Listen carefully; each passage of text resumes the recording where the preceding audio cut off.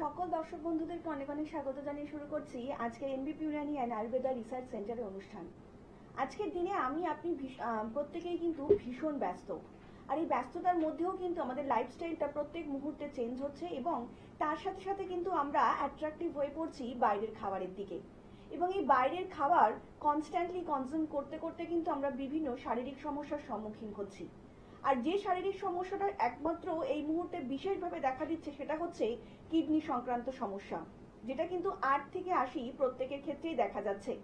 আমরা আরেকটু বিস্তারিত আলোচনায় আসবো, কিন্তু তার আগে চলুন আরো একবার আমরা আমাদের আজকের এই লাইভ অনুষ্ঠানে আমরা স্বাগত জানিয়ে নেব NBP Unani and Ayurveda research সেন্টারের ayurvedic doctor medical consultant doctor S খাকে। স্যার, আপনাকে অনেক অনেক স্বাগত আজকের এই অনুষ্ঠানে। নমস্কার স্যার, আজকের দিনে দাঁড়িয়ে আমরা এত বেশি বাইরের খাবারের প্রতি আসক্ত হয়ে যাচ্ছি 8 থেকে 80 প্রত্যেকেই, যার ফলে কিন্তু একটা কিডনি জনিত সমস্যা দেখা দিচ্ছে প্রত্যেকেরই। যদি এটা একটু বিস্তারিতভাবে আজকে দর্শকদেরকে বলেন। অ্যাকচুয়ালি প্রথমে জানতে হবে কিডনিটা আমাদের কি কাজে লাগে, কিডনি কেন বা কিডনি আমাদের কি কাজে লাগছে। তো কিডনি হচ্ছে আমাদের অ্যাকচুয়ালি জলটাকে ফিল্টার করতে কাজে লাগে। আমরা যে জলটা খাই সেই জলটাকে ফিল্টার করে তার ভালো অংশটাকে নিয়ে সেটাকে ব্লাড ফ্লোতে মিশিয়ে দিতে কিডনি সাহায্য করে। তো কিডনি আমাদের শরীরে দুটো আছে, একটা হচ্ছে লেফট কিডনি, একটা রাইট কিডনি, মানে দুটো কিডনি আছে আর কি। তো এবারে কিডনি যে কাজটা করছে সেই কাজটা যদি কিডনি না থাকতো তাহলে কি হতো, আমাদেরকে প্রত্যেককে মানে প্রায় 100 লিটারের কাছাকাছি জল খেতে হতো বডিটাকে ঠিক রাখার জন্য। কিন্তু কিডনি কি করছে, একটা আপনি ধরুন সারাদিনে 4 লিটার জল খাচ্ছেন, সেটাকে ও 100-150 লিটার কাছাকাছি মানে বারবার ফিল্টার করে সেই চাহিদাটা মিটিয়ে দিচ্ছে। যদি কিডনি না থাকতো তাহলে আমাদেরকে আজকে সারাদিন ধরে জল খেতে হতো আর কি, বা সারাদিন ধরে করতে হতো। তো কিডনি এই ভাইটাল কাজটা করছে, যেখানে আপনি সারাদিনে 3-4 লিটার জল খেলে সেই জল খাওয়ার জন্য আপনার সেই জলটাই আপনার 100-150 লিটারের কাজটা করে দিচ্ছে। বারবার জলটাকে ফিল্টার করে আপনার বডিতে পাঠিয়ে দিচ্ছে, যেটা আপনার ওয়েস্ট প্রোডাক্ট হচ্ছে সেই প্রোডাক্টটাকে আপনার বাই ইউরিনেশন আপনাকে শরীর থেকে বের করে দিচ্ছে বা সোয়েটিং এর মাধ্যমে বের করে দিচ্ছে।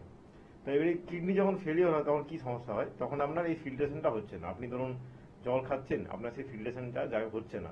তখন কি হচ্ছে, আপনার শরীরে যে রক্তটা ব্লাডটা আছে, আপনার যে হিমোগ্লোবিন থাকে সেটাকে জল করে দিচ্ছে। মানে হিমোগ্লোবিন পরিমাণ কমে যাচ্ছে, শরীরে ওয়াটার বেড়ে যাচ্ছে, ইউরিয়া ক্রিয়েটিন বেড়ে যাচ্ছে। তো এইভাবে তখন যদি কারো রিপোর্টে ইউরিয়া ক্রিয়েটিন বেশি দেখা যাচ্ছে, তার মানে তোকে বুঝে নিতে হবে যে তার কিডনি ডিজিজ হয়েছে বা তার কিডনি ফেলিওর হচ্ছে আস্তে আস্তে। এইভাবে বোঝা যায় আর কি। স্যার, কিডনির সমস্যার কি বিভিন্ন রকম কোনো লক্ষণ দেখতে পাওয়া যায় মানে মানুষের শরীরে? হ্যাঁ, কিডনি সমস্যার মধ্যে অ্যাকচুয়ালি তার হবে কি, তার অ্যাকচুয়ালি হাত পা ফুলতে থাকবে, তার একটা নসিয়া হবে, একটা ফ্যাটিক ফিল করবে সে, তারপরে তার একটা মানে পায়ে জ্বালা জ্বালা ভাব করবে, একটা করবে। তারপরে সে কিছু খেতে পারবে না, সারাদিনে একটা প্রবলেম হবে, সমস্যা, খেতে কিছু পারবে না, কারণ তার ব্লাড লেভেল কমে যাবে। ধরুন আমাদের শরীরে হিমোগ্লোবিন থাকে 12 থেকে 13 বা 12 থেকে 15-র মধ্যে। একটা কিডনি পেশেন্টে দেখবেন হিমোগ্লোবিন নেমে যাচ্ছে 7, 8, 9 বা 6 কাছে। যখন খুব সিভিয়ার কেস হয় তখন 6 চলে যেতে পারে। তো এই ক্ষেত্রে বোঝা যাচ্ছে তার কি মানে ব্লাড কমে যাচ্ছে, শরীরে জল বেড়ে যাচ্ছে। যখন বাংলায় বলা হয় কি যে রক্তটা আপনার জল হয়ে, রক্ত জল হচ্ছে না, রক্তের পরিমাণটা কমে যাচ্ছে, কারণ কিডনি তো ফেলিওর হয়ে গেছে, কিডনি ফিল্টার করতে পারছে না। তো কিডনি সেই জন্য শরীরে জলের পরিমাণ বেড়ে যায়, হিমোগ্লোবিন কমে যায়। হিমোগ্লোবিন কমে গেলে আপনার শরীরে যা যা সমস্যা হচ্ছে বা আপনি যে যে প্রবলেমে ভুগবেন এই সমস্যাগুলো সব আস্তে আস্তে আসতে থাকবে আর কি। স্যার, মূলত ঠিক কি কারণে আমরা বুঝতে পারি যে আমাদের কিডনির সমস্যা হচ্ছে কিংবা কিডনিটা ফেলিওর হয়ে গেছে? হ্যাঁ, কি কারণে বুঝতে পারি বলতে গেলে, আপনার ধরুন যে দেখতে পারেন যে আপনার একটা শরীরে লেথার্জিক ফিল হচ্ছে, বা আপনি জল খাচ্ছেন ঠিকঠাকই কিন্তু আপনার মানে ফ্রিকুয়েন্ট ইউরিনেশন হচ্ছে, মানে বারবার আপনার পেচ্ছাপ হচ্ছে। হ্যাঁ, সুগারের ক্ষেত্রে এটা হয়, বারবার পেচ্ছাপ হয়, কিন্তু এটা হয়তো হচ্ছে। তখন আপনি একটা টেস্ট করলেন, তো অনেকে দেখবেন টেস্ট করে যে ব্লাড ফর সিবিসি বা একটা মানে কমপ্লিট ব্লাড টেস্ট করলো, সেখানে দেখা গেল আপনার ইউরিয়া ক্রিয়েটিনিন লেভেলটা নর্মালের থেকে অনেকটা বেড়ে গেছে বা বাড়ছে, আর হিমোগ্লোবিন কমছে। তখন বুঝে নিতে হবে যে আপনার কিডনিটা আস্তে আস্তে ফেলিওরের দিকে যাচ্ছে। তো সেটা প্রথমেই ধরা পড়লে আপনার চিকিৎসাটা তাদের হয়ে যাবে। আর যদি সেটা ক্রনিক স্টেজে চলে যায়, মানে সিকেডি যেটাকে বলছি, ক্রনিক কিডনি ডিজিজ, তখন সেটাকে আমরা তাড়াতাড়ি চিকিৎসা করতে হবে। আর সিভিয়ার ক্ষেত্রে কি হয়, পেশেন্টকে ডায়ালিসিস করতে বলে। আজকে দেখবেন গলিতে গলিতে ডায়ালিসিস সেন্টার আছে। ডায়ালিসিস কি করে, ডায়ালিসিস করছে আপনার ওই যে কাজটা কিডনি করে সেটা আপনাকে একটা মেশিনের মাধ্যমে আপনার শরীরে মানে চ্যানেল করে আপনার শরীরে ছুটিয়ে সেই ইয়েটাকে কাজটাকে করানো হয়। সেটা খুব পেনফুল, আর সেটা আপনি সব করতে করতে আপনার শরীর দুর্বল হয়ে যায়, একটা সময় পর আপনার সেটা কাজটা কোনো কাজে লাগে না। স্যার, এনবিপি ইউনানি অ্যান্ড আয়ুর্বেদাতে মানে কিডনি জনিত সমস্যার ঠিক কি কি ট্রিটমেন্ট হয়ে থাকে?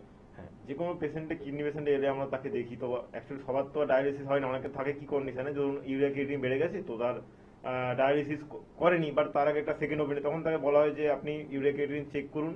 কিছু স্ট্রিক্ট ডায়েট থাকে, এই খাবারের বাইরে কিছু খাওয়া চলবে না, ভাত খাওয়া একটা রেস্ট্রিক্টেড হয়ে যায়, রুটিটাও চলে কিন্তু ভাতটা পুরো রেস্ট্রিক্টেড হয়ে যায়, অ্যানিমেল প্রোটিন বাদ হয়ে যায়, লিমিটেড প্রোটিন থাকে, লো সোডিয়াম লো পটাশিয়াম খাবারের মধ্যে থাকে। এই জিনিসগুলো আপনার মানে খুব একটা রেস্ট্রিক্টেড ডায়েটের মধ্যে থাকলে আপনার ডায়ালিসিস করার দরকার পড়ে না। আমরা কিছু স্পেসিফিক মেডিসিন দিই, সেই মেডিসিন আর সেই ডায়েট ফলো করলে আপনার উইদিন 2-3 মান্থের মধ্যে দেখবেন ক্রিয়েটিনিন বা ইউরিয়া লেভেলটা যে বেড়ে গেছিল হঠাৎ করে, সেটা দেখবেন আস্তে আস্তে কমে আসছে। কিন্তু আপনি যদি কথাবার্তা না শুনেন বা আপনি না দেখান, তখন দেখবেন বেড়ে যাবে, পরবর্তীতে ডায়ালিসিস করতে হবে। স্যার, আলোচনা আসবো, একজন বন্ধু উপস্থিত। অনেক স্বাগত আপনাকে। নমস্কার, কে বলছেন? নমস্কার, শুভ সন্ধ্যা। আমি গৌর দাস বলছি। হ্যাঁ বলুন, কার সম্বন্ধে জানবেন? আমি আমার সম্বন্ধে জানি। আচ্ছা, আগে আপনার বয়সটা বলুন। বয়সটা হচ্ছে 31। আচ্ছা, এবার বলুন কি শারীরিক সমস্যা রয়েছে আপনার? সমস্যা হচ্ছে আমার ছুলতি হয়েছে, কিন্তু ছুলতিটা অনেকদিন থেকেই মানে খাচ্ছি, উপকারী খাচ্ছি, কিন্তু মলা মারছি, তা সত্ত্বেও কোনো যাচ্ছে না, টুকটুক করে বেড়ে যাচ্ছে, সারা শরীরে টুকটুক করে বাড়ছে। কোথায় সমাধানটা যদি ডাক্তারবাবু একটু বলে দেন। কোথায় হয়েছে, কোথায় হয়েছে? ছুলতি গায়ে হয়েছে, পিঠে পিঠে। হয়েছে। কতদিন আগে হয়েছে? হয়ে গেলেই তো বছর দেড়েক হয়ে গেল। বছর দেড়েক হয়ে গেল। কোনো হ্যাঁ। চিকিৎসা করেছেন না কিছু করাননি? সেরকম ভাবে করা হয়নি, ওই ওষুধ মলাম ডাক্তার দেখে করেছিলাম, কিন্তু তা সত্ত্বেও হয়নি। আচ্ছা, আপনার বাড়ি কোথায়? আমার বাড়ি হচ্ছে বড়গাছিয়া। আচ্ছা, ঠিক আছে, বলছি শুনুন। দেখুন, যেটা বলছেন আপনার স্কিনে ছুরির মতো হচ্ছে বা হচ্ছে, তো এই জিনিসটা অ্যাকচুয়ালি আপনার 1.5 বছর ধরে হয়ে গেছে, মানে এটা আপনার একটা ক্রনিক কন্ডিশন চলে এসছে। তো এইটাকে আমি এখান থেকে বলে আপনার ঠিক করতে পারবো না, এরকম করে হয় না যে আপনাকে বললাম ঠিক হয়ে যাবে। তাও শীতকাল, এখন তো ড্রাই ওয়েদার, এখন আরো একটা আপনার বেশি ইরিটেশন করবে আর কি, বেশি চুল করবে, বেশি হবে।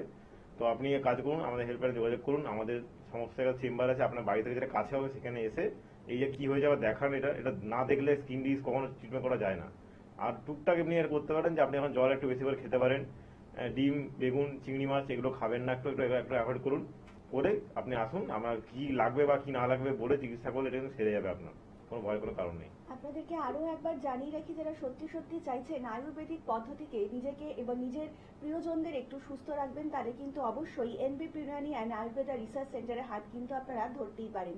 এবং তার জন্য কিন্তু আপনাদেরকে ডায়াল করতে হবে 9830235527 অথবা 37 নাম্বারে। তাছাড়া কিন্তু আপনারা এনবিপি ইউনানি অ্যান্ড আয়ুর্বেদা রিসার্চ সেন্টারে হেড অফিস পেয়ে যাচ্ছেন মধ্যমগ্রামে, কলকাতাতে পাচ্ছেন ল্যান্সডাউন, হাজরা, হাতিবাগান, খিদিরপুর, এবং হাওড়াতে রয়েছে দাসনগর, বেলুর এবং শিবপুরে চেম্বার। এবং তাছাড়া দক্ষিণ 24 পরগনাবাসীরা পেয়ে যাচ্ছেন কিন্তু আমতলাতেও চেম্বার। আপনারা নিজেদের পছন্দ অনুযায়ী চেম্বার বেছে নিয়ে কিন্তু অবশ্যই পৌঁছে যেতে পারেন এনবিপি ইউনানি অ্যান্ড আয়ুর্বেদা রিসার্চ সেন্টারে। তাছাড়াও কিন্তু এই মুহূর্তে আসানসোলে পেয়ে যাচ্ছেন ডক্টর বি শর্মাকে, বর্ধমানে পাচ্ছেন ডক্টর এন ভট্টাচার্যকে, মালদাতে পারবেন ডক্টর এস ঘোষালকে, বাঁকুড়াবাসীরা পাবেন ডক্টর এ হালদারকে, বোলপুরবাসীরা কিন্তু আবার পেয়ে যাবেন ডক্টর বি শর্মাকে, দুর্গাপুরবাসীরা পাবেন ডক্টর এন ভট্টাচার্যকে, কোচবিহারবাসীরা পাবেন ডক্টর এস ঘোষালকে, পুরুলিয়াবাসীরা পাবেন ডক্টর এ হালদারকে, কাকদ্বীপবাসীরা পাবেন ডক্টর এস খাকে, ঝাড়গ্রামবাসীরা পাবেন ডক্টর এ হালদারকে, মেচেদাবাসীরা পাবেন কিন্তু ডক্টর এন ভট্টাচার্যকে, এবং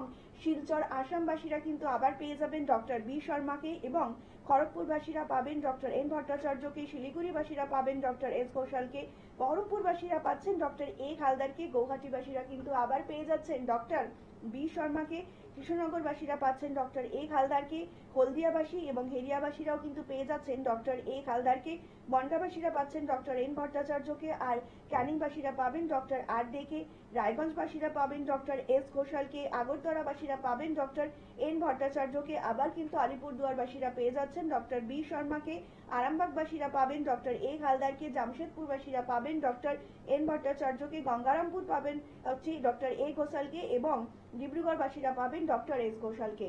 আপনারা কিন্তু আপনাদের যে কোনো রকম শারীরিক সমস্যার জন্য অবশ্যই কিন্তু আপনাদের নিকটবর্তী ক্লিনিকে পৌঁছে যেতেই পারেন।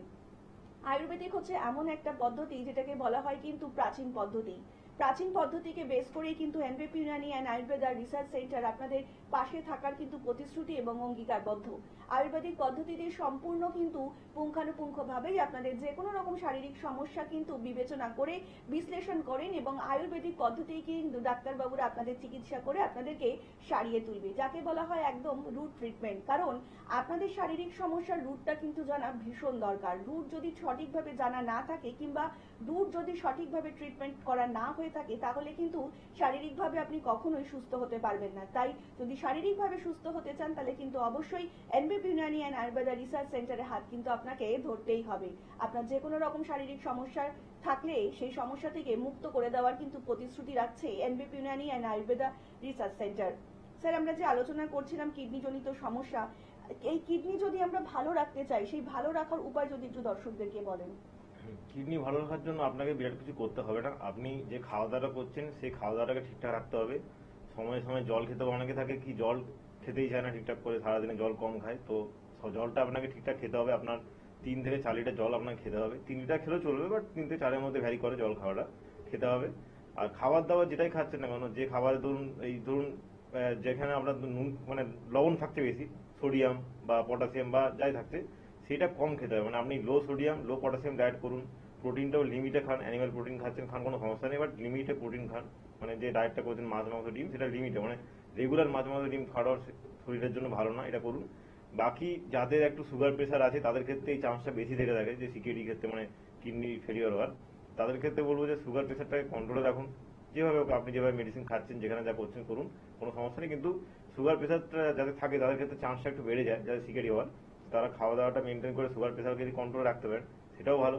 বা যদি সুগার প্রেশার কন্ট্রোল না থাকে, সেখানেও আমাদের আয়ুর্বেদিক ট্রিটমেন্ট আছে, যেখানে আমরা সুগার প্রেশার দুটোই কন্ট্রোলে চলে আসবে। তো এইভাবে আপনি যদি নিজেকে রেস্ট্রিক্টে রাখতে পারেন, এমনি কিছু না যে আপনি খুব বেশি কিছু করতে হবে। আপনি বাড়ির খাবারই খেতে পারবেন, বাড়ির ভেজিটেবলস, বাড়ির ফ্রুট সবকিছু খেতে পারবেন, সমস্যা কিছু নেই, কোনো কিছু বারণ সেরকম নেই। কিন্তু লিমিটে সবকিছু খান, তাহলে আপনি দেখবেন কিডনি আপনার ঠিক থাকবে। আপনি জল থেকে কোনো সিস্টের সমস্যা কিডনিতে আসবে না, কোনো স্টোনও কিছু হবে না, আর আপনার কিডনি ভালো থাকবে। স্যার অনেক ক্ষেত্রে দেখা যায় যারা প্রেগনেন্ট মহিলা রয়েছেন, তো সেক্ষেত্রে দেখা যাচ্ছে প্রেগনেন্সির সময় কিন্তু অনেকে কিডনিতে স্টোনের একটা সম্ভাবনা দেখতে পাওয়া যায়। তো এই কিডনিতে স্টোনের যে এই যে সম্ভাবনা, মেয়েদের ক্ষেত্রে এটা কতটা প্রভাব ফেলতে পারে শারীরিকভাবে? অ্যাকচুয়ালি কিডনিতে স্টোন মেয়েদের ক্ষেত্রে বা মানে পুরুষের ক্ষেত্রে এরকম বা ব্যাপার নেই যে খুব বেশি প্রভাব পড়ে, মানে উভয় ক্ষেত্রে পড়তে পারে, এরকম কোনো ব্যাপার নেই যে কিডনিতে ওদের ক্ষেত্রে বেশি প্রভাব পড়তে পারে। তো এবার একটা হয় যে অনেকে দেখা যায় জল বেশি খায় না, মেয়েরা অনেক সময় জল বেশি খেতে যায় না বা জল কম খাচ্ছে। তো ওই জন্য বলা হয় জলটা ঠিকঠাক করে খেতে। কিডনিতে স্টোন হোক বা সিস্ট হোক, যেটাই হোক, স্টোনটা বলা হয় যে জল আপনি কম খাচ্ছেন কিন্তু খাবার দাবার ঠিকঠাক খাওয়া হচ্ছে। তো স্টোনটা কি, স্টোনটা হচ্ছে বালি বা ধুলোর মতো একটা ছোট কণা। মানে স্টোন মানে পাথর, মানে বিরাট বড় পাথর আপনার পেটের মধ্যে বা কিডনিতে আছে সেরকম নয়, একটা ছোট্ট একটা সূক্ষ্ম একটা জিনিস, সেটা আপনার স্টোনের মতো থাকে। তো সেটা হয়ে গেলে তখন আপনার সেই জায়গাটা ব্লক করে দিচ্ছে। বা আপনার ধরুন এই যে কিডনিতে ফিল্টার থাকে, তো আমাদের বাড়িতে যেমন ফিল্টার থাকে, কিডনিতেও ফিল্টার থাকে। তো ফিল্টার কি করে, জলটাকে ফিল্ট্রেশন করতে সাহায্য করে। তো সিস্ট হলে বা স্টোন হলে কি হচ্ছে, আপনার ফিল্ট্রেশনটা অবস্ট্রাক্ট হচ্ছে, মানে আপনার ফিল্ট্রেশনটা ঠিক করে হচ্ছে না। তখন আপনাকে বাইরে থেকে কিছু দিয়ে, সেটা ডায়ালিসিস বলুন বা মেডিসিন দিয়ে, সেই সিস্টগুলোকে বা সেই স্টোনগুলোকে সরানো হয়, সেগুলোকে ডিজলভ করা হয়। তো এই জন্য যাতে আপনার সিস্ট না হয় বা যাতে আপনার কোনো ক্যালসিফিকেশন বা যাতে কোনো স্টোন না হয়ে থাকে, সেই জন্য কিডনিটা যদি ভালো রাখতে পারেন তাহলে আপনার সিকিউরিটি কোনো চান্স নেই, কোনো কিছু হবে না। আপনি প্রেগনেন্সির আগে বলুন পরে বলুন, আপনার কোনো সমস্যা কিছু হবে না। স্যার এই কিডনির সমস্যা নিয়ে অনেকেই কিন্তু ভয় পেয়ে যাচ্ছেন যে কিডনির একটা প্রবলেম রয়েছে, তাহলে হয়তো এটা খেতে পারবো কিংবা ওটা খেতে পারবো না। মানে এরকম কি কোনো পার্টিকুলার মানে কোনো খাবারের ওপর কোনো বাধ্যবাধকতা রয়েছে যে এটাই খাওয়া যাবে? হ্যাঁ, খাবারের উপর বাধ্যবাধকতা বলতে, হ্যাঁ, কিডনির সমস্যা হলে তো একটা রেস্ট্রিকশন থেকেই থাকে। সেখানে একটা রেস্ট্রিক্টেড ডায়েট ফলো করতে হয় তাকে। মানে ভাত খাওয়া চলবে না বলতে গেলে, বা মুড়ি বলুন, বা যেখানে খাবারে একটু বেশি মানে কি বলবো স্যুপ দিয়ে থাকে, খুব বেশি একটু মানে স্পাইসি ফুড থাকে, সে খাবার তো তাকে পুরোপুরি ছাড়তে হবে। মানে মাছ মাংস ডিম বলুন, এগুলো সব ছাড়তে হবে। 2-3টে 4-5টা কিছু জিনিস থাকে যেগুলো তাকে রেস্ট্রিক্টেড করতে হয়। তার কিডনি কিভাবে কতটাকে দেখে করতে হয়, এরকম না সবার ক্ষেত্রে সমান। বাট ওই যে মানে আপনি খাওয়া দাওয়াটা যদি সারা জীবন ঠিকঠাক একটা মেনটেন করে করেন, তাহলে আপনি সারা জীবনই সব খাবার খেতে পারবেন। কিন্তু আপনি কোনো খাবারটা খুব বেশি খাচ্ছেন, কোনোটাকে খাচ্ছেন না, তখন যে খাবার খাচ্ছেন না সেই খাবারটা আপনার শরীর খারাপ হলে খেতে হবে। তো এই জন্য সব খাবারই একটা মেনটেন করে খেলে আপনার শরীর ভালো থাকবে। স্যার আলোচনা আসবো, একজন বন্ধু এসেছেন, অনেক স্বাগত আপনাকে। নমস্কার, কে বলছেন? হ্যাঁ নমস্কার, আমার প্রণাম নেবেন। হ্যাঁ বলুন, কে বলছেন? আমি সঞ্জয় রায় বলছি হুগলি থেকে। হ্যাঁ বলুন সঞ্জয় বাবু, কার সম্বন্ধে জানবেন? নিজের সম্বন্ধে। আচ্ছা, আপনার আগে বয়সটা বলবেন। 27। 27। বলুন কি সমস্যা রয়েছে আপনার? আমার মানে গ্যাস অম্বল আর খিদে কম পাই। আচ্ছা, গ্যাস মানে অম্বল আছে, খেলে তারপরে বমি ভাব লাগে। এটা কতদিন ধরে হচ্ছে আপনার? এটা হয়ে গেল 3 মাস মতো প্রায়। 3 মাস মতো। কাজ করেন না পড়াশোনা করেন এখনো? এখন তো আমি কাজে আছি। আচ্ছা, কাজে আছেন। খাওয়া দাওয়ার টাইম যেটা খান আপনি, যে রুটিন থাকে, খাওয়া দাওয়ার টাইম ঠিক থাকে না? খাওয়া দাওয়ার টাইমে কোনো ঠিক নেই, যখন তখন খাওয়া দাওয়া হয়ে যায়? হ্যাঁ মাঝে মাঝে লেট হয়ে যায়। আচ্ছা দুপুরে খাওয়া বিকালে খেতে হয় মাঝে মাঝে। আচ্ছা, এই গ্যাস অম্বল যেটা বলছেন, এটা রেগুলার হয় না ওই যেদিন খাওয়া দাওয়ার সমস্যা সেদিনই হয় এটা? না না, এটা মাঝে মাঝে হয়। মাঝে মাঝে হয়, সবদিন হয় না? আচ্ছা না। ঠিক আছে। বাইরে খাওয়া দাওয়া খুব বেশি খাওয়া হয়? হ্যাঁ হ্যাঁ, বাইরে থেকে কিনে খেতে হয় হোটেল থেকে। আচ্ছা ঠিক আছে, আমি বলছি শুনুন। দেখুন, আপনি বাইরে খাবার দাবার খাচ্ছেন, আপনি হয়তো বাধ্য হয়ে খাচ্ছেন, কিছু করার নেই, আপনার টাইম নেই বা ই করতে নেই, সেটা ঠিক আছে খাচ্ছেন, কিন্তু আপনি বাইরে খাবারটাকে বেশি খাবেন না, সেই খাবারটা একটা লিমিটে খাবেন। আরেকটা কথা মেনটেন করবেন যে দুপুরে খাবারটা আপনি হেভি ডায়েট করতে পারেন, কিন্তু রাত্রে খাবারটা যাতে লাইট ডায়েট হয়। রাতের খাবার কখনো এরকম না যে আপনি রাত্রে একদম পেট ভর্তি গলা ভর্তি করে খাবেন, রাত্রে খাবারটা কম করে খাবেন। আপনি দিনে 4 বেলা খাওয়া দাওয়া করুন, বারে বারে খান, কিন্তু খাবার কখনোই একদম না যে প্রচুর খেয়ে নিলেন আপনি, এরকম এটা করুন। আর জল ঠিকঠাক করে টাইমে টাইমে খাবেন, মানে ধরুন অনেকে থাকে কি খাওয়ার আগেই দেখুন 1 গ্লাস জল খেয়ে নিল হয়তো, বা খাওয়ার পরে উঠে না উঠেই উইদিন 2 মিনিটসের মধ্যে 1 গ্লাস জল, এটাও করবেন না। খেতে খেতে অল্প অল্প জল খেতে পারেন, কিন্তু খাওয়ার পরে মিনিমাম 10 মিনিট গ্যাপ দিয়ে আপনি জল খাবেন, কারণ খাওয়ার পরে যদি একসাথে জল খেয়ে নেন সেটাও কিন্তু অনেক সময় গ্যাস অ্যাসিডিটি সমস্যা করে, বা এই বমি টমি পায় বা পেট ভারী ভারী লাগে আর কি। তো সেই জন্য এই জিনিসগুলো একটু মেনটেন করুন, খাওয়া দাওয়াটা ঠিকঠাক রাখুন। আর মানে খাওয়া দাওয়া 4 বেলা খাবেন, কিন্তু এরকম না যে খাওয়া দাওয়া 2 বেলাই করলেন। আর রাত্রে খাবারটা চেষ্টা করুন রাত 9টার মধ্যে করে নেওয়ার, না হলে 10টা, কিন্তু না হলে 12টা 1টা 2টো এরকম করে রাত্রে খাবার খাবেন না।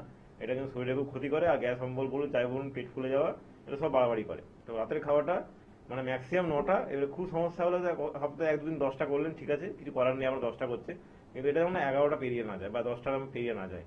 এইভাবে নিজের লাইফটা ঠিকঠাক রাখতে পারলে ঠিক থাকবে। এবারে যদি সমস্যাটা খুব বেশি হচ্ছে আপনার, তাহলে আপনাকে কিছুদিন একটু মেডিকেশন নিতে হবে, মেডিকেশন নিলে আপনি ঠিক হয়ে যাবেন।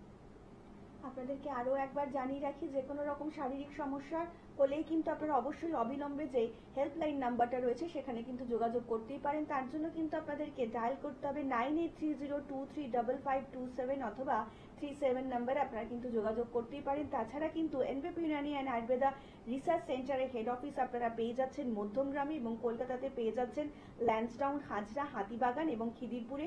হাওড়াতে পাচ্ছেন দাসনগর, বেলুর এবং শিবপুরে। দক্ষিণ 24 পরগনায় পাচ্ছেন কিন্তু আমতলাতে। আপনার যে কোনো রকমের সমস্যার অবিলম্বে কিন্তু সমাধানের জন্য আপনারা পৌঁছে যেতেই পারেন এনবিপি ইউনানি অ্যান্ড আয়ুর্বেদা রিসার্চ সেন্টারে। আপনাদের সমস্যা যাই থাকুক না কেন, এনবিপি ইউনানি কিন্তু প্রতিজ্ঞাবদ্ধ আপনার সেরকম শারীরিক সমস্যার পুঙ্খানুপুঙ্খ বিচার করে তবেই কিন্তু সেই শারীরিক সমস্যা থেকে আপনাকে সুস্থ করে তোলা। তার জন্যই কিন্তু এনবিপি ইউনানি। আপনাদেরকে আরো একবার জানিয়ে রাখি, এই মুহূর্তে কিন্তু আসানসোলে আপনারা পেয়ে যাচ্ছেন ডক্টর বি শর্মাকে, বর্ধমানে পাবেন ডক্টর এন ভট্টাচার্যকে, মালদাতে পাবেন ডক্টর এস ঘোষালকে, এবং বাঁকুড়াতে পাবেন কিন্তু ডক্টর এ হালদারকে, বোলপুরে পাবেন ডক্টর বি শর্মাকে, এবং দুর্গাপুরে পাবেন ডক্টর এন ভট্টাচার্যকে, কোচবিহারে পাবেন ডক্টর এস ঘোষালকে, পুরুলিয়ায় পাবেন ডক্টর এ হালদারকে, কাকদ্বীপে পাবেন ডক্টর এস খাকে, ঝাড়গ্রামে পাবেন ডক্টর এ হালদারকে, মেচেদাতে পাবেন ডক্টর এন ভট্টাচার্যকে, শিলচর আসামবাসীরা কিন্তু আবার পেয়ে যাবেন ডক্টর বি শর্মাকে, খড়গপুরবাসীরা পাবেন ডক্টর এন ভট্টাচার্যকে, শিলিগুড়িবাসীরা পাবেন ডক্টর এস ঘোষালকে, বহরমপুরবাসীরা পাবেন ডক্টর এ হালদারকে, গোহাটিরবাসীরা কিন্তু আবার পেয়ে যাবেন ডক্টর বি শর্মাকে, কৃষ্ণনগরবাসীরা পাবেন ডক্টর এ হালদারকে, হলদিয়াবাসীরা পাবেন ডক্টর এ হালদারকে, এবং হেরিয়াবাসীরাও কিন্তু পেয়ে যাচ্ছেন ডক্টর এ হালদারকে। বনগাঁতে পাবেন ডক্টর এন ভট্টাচার্যকে, ক্যানিংবাসীরা পাবেন কিন্তু ডক্টর আর দেকে, রায়গঞ্জবাসীরা পাবেন ডক্টর এস ঘোষালকে, আগরতলাবাসীরা পাবেন ডক্টর এন ভট্টাচার্যকে, আলিপুরদুয়ারবাসীরা কিন্তু আবার পেয়ে যাচ্ছেন ডক্টর বি শর্মাকে, এবং আরামবাগবাসীরা পাবেন ডক্টর এ হালদারকে, জামশেদপুরবাসীরা পাবেন ডক্টর এন ভট্টাচার্যকে, গঙ্গারামপুরবাসীরা পাবেন ডক্টর এস ঘোষালকে, ডিব্রুগড়বাসীরা পাবেন ডক্টর এস ঘোষালকে। আপনারা কিন্তু যে কোনো একটি নিকটবর্তী জায়গায় আপনারা পৌঁছে যেতেই পারেন, এবং তার জন্য কিন্তু অবিলম্বে আপনারা হেল্পলাইন নাম্বারে কিন্তু অবশ্যই ফোন করবেন। তার জন্য কিন্তু আপনাদেরকে ডায়াল করতে হবে 9830235527 অথবা 37 নাম্বারে আপনারা কিন্তু ডায়াল করে নিতেই পারেন। যে কোনো রকম শারীরিক সমস্যা থেকে সুস্থতার জন্যই কিন্তু এনবিপি Unani and Ayurveda research centre. Sir, আমরা যে আলোচনা করছিলাম এই যে কিডনির সমস্যা, এই যে পার্টিকুলার এই যে কিডনির সমস্যা, এটার কি কোনো বয়সের মানে মাপকাঠি রয়েছে, ঠিক এই বয়সে কিডনির সমস্যা হতে পারে এরকম কিছু? এটা একটু জেনারেলি খুব কম বয়সে এটা হয় না, আফটার 25 এর পরেই জেনারেলি দেখা যায়, কারণ খুব কম বয়সে কিডনি সমস্যা আছে না। হ্যাঁ, এবারে কেউ ধরুন খুব মানে বাজেভাবে নিজের লাইফস্টাইল মেনটেন করছে কম বয়সে, সেক্ষেত্রে একবারে সিকেডি জিনিসটা হয় না, অ্যাকিউট কিডনি ডিজিজটা হয়, সেটা মোটামুটি ঠিক করে নেওয়া যায়। কিন্তু সিকেডি ব্যাপারটা মানে কি, ক্রনিক কখন হয়, যখন আপনি একটা রোগকে পুষে রাখছেন, বা যখন আপনি সেই রোগটা ডিটিওলজি মানে সেই রোগটার কারণটাকে আপনি দীর্ঘদিন ধরে একই রকম ভাবে রাখছেন, যে মানে যে কারণে রোগটা হয় সেই কারণটা আপনি রোজ করছেন, যেটা আপনি জানতেও অজান্তেও করে যাচ্ছেন, তখন সেটা অ্যাকিউট থেকে ক্রনিক হয়ে যায়, আর তখন সেটা বাড়াবাড়ি পর্যায়ে চলে যায়। তাছাড়া এমনি জেনারেলি এটা 25 থেকে 50 বা বেশি বয়সে একটু দেখা যায় বেশি। আর যাদের ক্ষেত্রে সুগার প্রেশার আছে তাদের একটু দেখা যায় রোগটা বেশি আর কি, মানে নর্মাল রোগের তুলনায় যাদের ধরুন সুগার প্রেশারে কোনো একটা হাই আছে বা কোনো একটা একটু সুগার প্রেশার ফ্লাকচুয়েট করছে, তাদের ক্ষেত্রে এই রোগটা খুব বেশি হয়। জেনারেলি নর্মাল লোকেদের এটা সাধারণত হয় না, খুব ভালোভাবে না থাকলে আর কি। স্যার, এই যে আপনি বললেন অনেকদিন শারীরিক সমস্যা থাকলে একটা ক্রনিক ডিজিজ হয়ে যায়, তো যদি একটু দর্শকদেরকে বলেন কিডনি জনিত সমস্যা থেকে আর কি কি রোগ আমাদের শরীরে বাসা বাঁধতে পারে।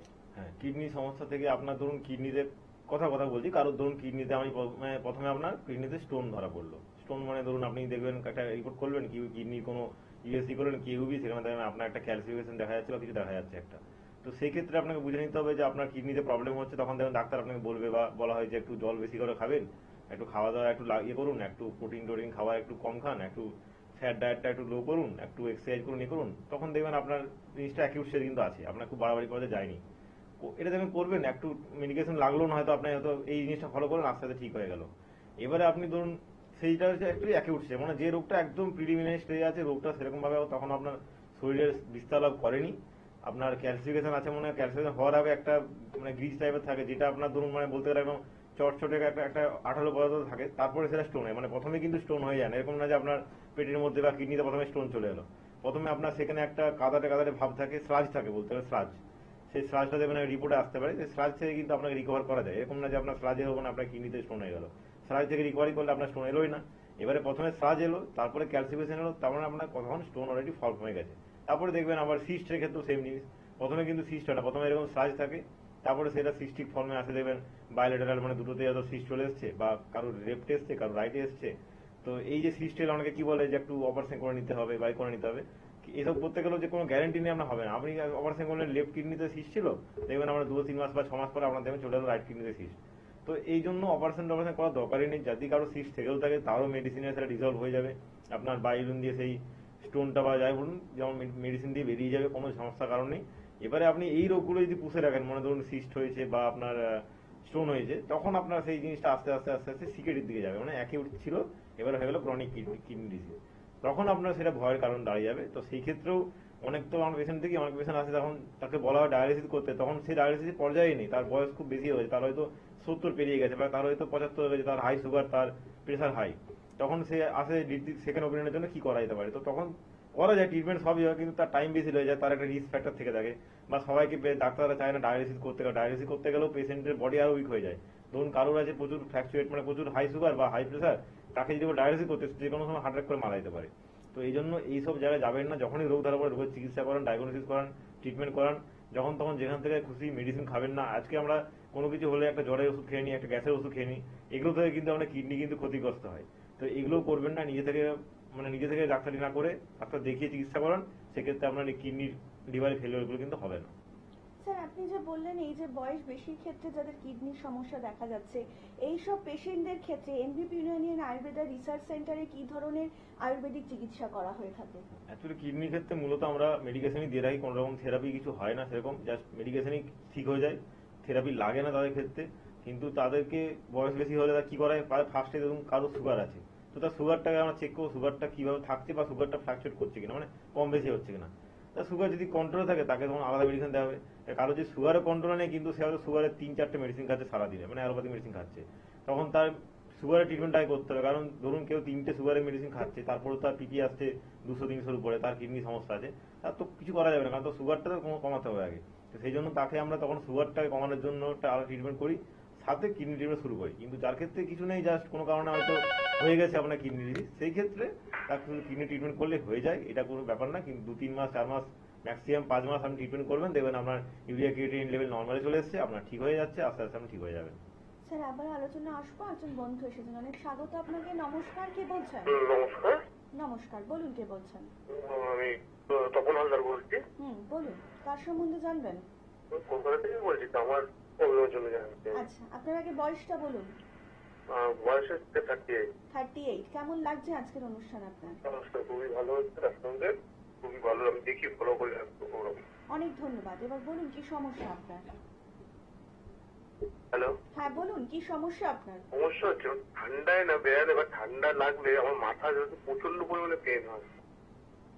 আচ্ছা, এটা বহু বছর আমি অ্যালোপ্যাথিকে দেখিয়েছি, কোনোভাবে কোনো কাজ আছে, আয়ুর্বেদিক ট্রিটমেন্ট আছে? আচ্ছা, হ্যাঁ। সমস্যাটা হয় আপনার ঠান্ডা লাগলে, ঠান্ডাটা যখনই লাগে তখন আমার মাথা ব্যথা করছে, মাথা প্রচন্ড ছিঁড়ে যায়, মানে মাথার দুটো সাইড, কপালে। আপনার কি মাইগ্রেনিক কোনো ব্যাপার আছে? মাইগ্রেনের পেন হয়? হ্যাঁ, মাইগ্রেনের পেন হয়? মাইগ্রেন? মাইগ্রেন? হ্যাঁ, মাইগ্রেন আছে কি আপনার? হ্যাঁ একটু ছিল, তারপরে ওষুধ খেয়ে ঠিক হয়ে গেছে, তারপর এখন দেখছি আমার খুব বেড়ে গেছে, তারপরে এখন আর টেস্ট কিছু করানো হয়। আচ্ছা, একটা কথা বলুন, আপনার কি কোনো ইয়ে আছে মানে মাথা মানে ধরুন মাইগ্রেন ছাড়াও আপনার অন্য কোনো সমস্যা কিছু আছে, মানে প্রেশার সুগার কিছু আছে, সব কিছু আছে? না সেরকম কিছু নেই। অ্যালার্জি আছে আপনার? অ্যালার্জি মানে ব্লাডে কোনো অ্যালার্জি রিপোর্ট করেছে? হ্যাঁ ডাস্ট অ্যালার্জি আছে। আচ্ছা, ডাস্ট অ্যালার্জি আছে। ঠিক আছে, বলছি শুনুন। দেখুন, আপনার ক্ষেত্রে যেটা বললেন যে আমার ঠান্ডাতে বেরোলে প্রচন্ড মানে মাথা ব্যথা করে, এটা আপনার হয়তো মাইগ্রেন একটু আছে, মাইগ্রেনের পেন তো অবশ্য আছেই আপনার সাথে সাথে। যেটা হচ্ছে এটার ক্ষেত্রে আপনার যে সমস্যাটা হচ্ছে, এটা আপনার একটা অ্যালার্জিক রাইনাইটিসের ব্যাপার আছে, মানে আপনার যে অ্যালার্জি আছে আইজিটা টেস্ট করলে দেখবেন না তো আপনার অ্যালার্জি হাই আছে। বা যদি নাও থেকে থাকে, যে সমস্যাটা হচ্ছে এটা আপনি ঠান্ডার সময় যখন এটা হচ্ছে সিজনাল একটা অ্যালার্জি হচ্ছে আপনার, এই ঠান্ডাতে বেরোলে আমার সঙ্গে কান ব্যথা করছে, মাথা ব্যথা করছে, প্রচন্ড ব্যথা করছে মাথা, দেখবেন তখন মাথায় দেখবেন আপনার কিছু একটা করতে হবে, বা একটু গরম ইয়ে করলে আপনি মানে ঢুকে গেলে আমাদের ঠিক হয়ে যাচ্ছে। তো মাথা কান টান বেঁধে রাখবেন এই সময়, মানে মাফলার টাফলার ইউজ করুন, ঠান্ডাতে বেরোবেন না বেশি। আর এটা চিকিৎসা করতে হবে আপনাকে, এটা এখান থেকে বলে কোনো রকম ভাবে কিছু হয় না। আয়ুর্বেদিক ট্রিটমেন্ট আছে, এটার আপনার মাইগ্রেনেরও ট্রিটমেন্ট আছে, বাকি সবেরই ট্রিটমেন্ট আছে। আপনি ট্রিটমেন্ট করান, এটা আমাদের হেল্পলাইনে যোগাযোগ করে আসুন, আপনার এই মাথা ব্যথার যে সমস্যাটা হচ্ছে পেনটা, এটা ঠিক হয়ে যাবে আস্তে আস্তে। এনবিপি ইউনানি অ্যান্ড আয়ুর্বেদা রিসার্চ সেন্টারের মাধ্যমে মানুষ যে সত্যি সত্যি সুস্থ হয়ে উঠছে, চলুন দেখে নেব তারই একটি ঝলক। কোন চেম্বারে দেখিয়েছিলেন? মেছাবা চেম্বারে। কি সমস্যা ছিল আপনার? আমার স্কিন অ্যালার্জি ছিল 5 বছর। এখানে ওখানে ডাক্তার দেখিয়ে কোনো মতে কিছু হয়নি, হলো সেরে গেল, আবার ওটা পুনরায় আবার ওষুধ শেষ, আবার বেরিয়ে গেল। তারপরে এখানে দেখিয়ে আমি মোটামুটি সুস্থ আছি। এখন ভালো আছেন? হ্যাঁ, এখন আমি ভালো আছি। নাম? আমার নাম মান্তু বিশ্বাস হালদার। আপনি কোথা থেকে বলছেন? আমি মঙ্গলগঞ্জ নীলকুঠি বিভূতিভূষণ অভয়ারণ্য ওই কাপাসাটি গ্রাম থেকে আচ্ছা, এসেছি। আপনি এনবিবিতে কোন চেম্বারে দেখাচ্ছেন? আমি বনগা চেম্বার থেকে ট্রিটমেন্ট করাচ্ছি। আচ্ছা, আপনি কি সমস্যা নিয়ে এসেছিলেন? আমার আর্থারাইটিস ছিল, ভীষণ হাই লেভেলের ছিল। তো এখন তো আমি প্রথমে চলতেই পারতাম না, মানে বিছানার চাদরটা যে টেনে গায়ে দেবো সেই ক্ষমতাটা আমার আঙুলের ছিল না, হাঁটতেও পারতাম না, খাবারটা যে হাতটা তুলে আমি মুখ পর্যন্ত আনবো সেই ক্ষমতাটাও আমার ছিল না।